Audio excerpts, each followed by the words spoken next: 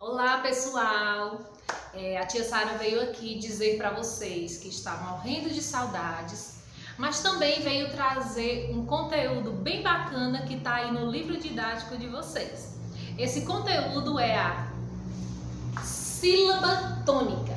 Pois é, tônico é aquilo que é forte. Por exemplo, você está um pouco com falta de apetite, você toma um tônico para poder se alimentar melhor. O cabelo para ficar forte, um tônico capilar. Então, a sílaba tônica é aquela parte da palavra que você fala com mais força. Vou dar aqui duas dicas para vocês encontrarem a sílaba tônica. A primeira dica é a que tem acentuação. Por exemplo, nós temos o acento agudo, que tem som aberto, e o acento circunflexo, que tem o som fechado. Então, as palavras que possuem esse acento, é mais fácil de você saber qual é a sílaba tônica. Por exemplo, na palavra café, acento agudo no fé, então aqui é a sílaba tônica.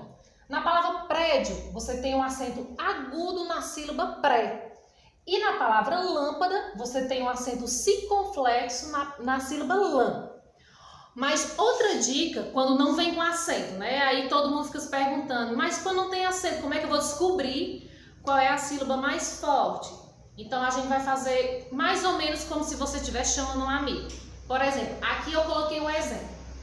Quando você vai chamar um amigo Rodrigo, Rodrigo, você pronuncia mais a sílaba dri.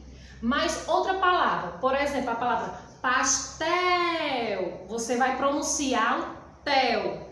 Outro exemplo, a palavra mamãe, aí você pode pensar assim, mas na palavra mamãe tem um tio.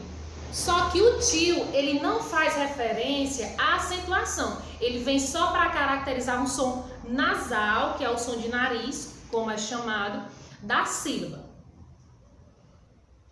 Bom, pessoal, depois que vocês descobrirem qual é a sílaba tônica, a gente vai fazer a classificação dessa sílaba.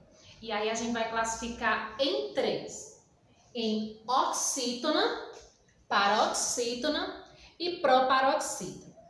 A oxítona sempre será a última sílaba mais forte. Exemplo da palavra colher. Na palavra colher não tem acentuação. Então vamos lá naquela dica do chamado. Colher. Então a sílaba mais forte, no caso aqui, lher. Então como é a última, é oxítona.